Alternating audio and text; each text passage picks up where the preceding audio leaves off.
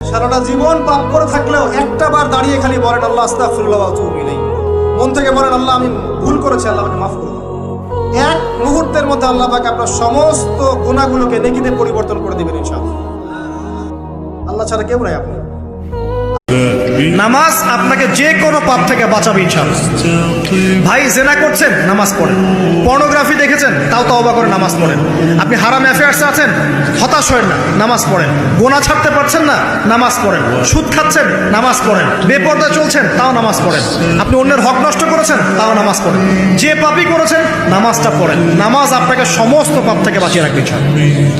ইনশাআল্লাহ আস্তে আস্তে ইনশাআল্লাহ দেখবেন প্রত্যেক ফরজ সালাতের পরে যে আয়াতুল কুরসি পড়বে তার জান্নাতে যেতে কোনো কিছুই বাধা দিতে পারবে না, একটা জিনিস ছাড়া, সেটা হলো মরণ।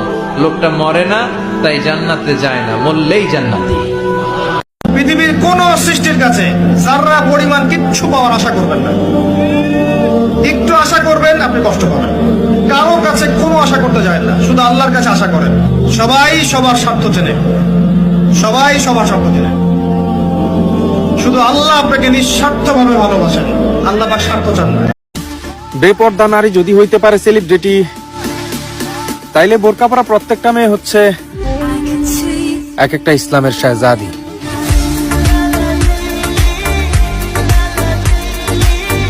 জীবনে যত গুনাহ করেছি তার জন্য আস্তাগফিরুল্লাহ, আর আমি এখন যে অবস্থায় আছি তার জন্য আলহামদুলিল্লাহ।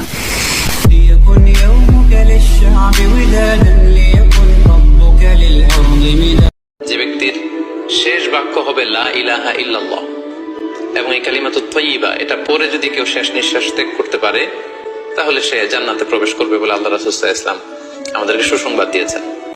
একটা দোয়া পড়বেন, আপনি 10 লক্ষ নেকি পাবেন ইনশাআল্লাহ। কত লক্ষ?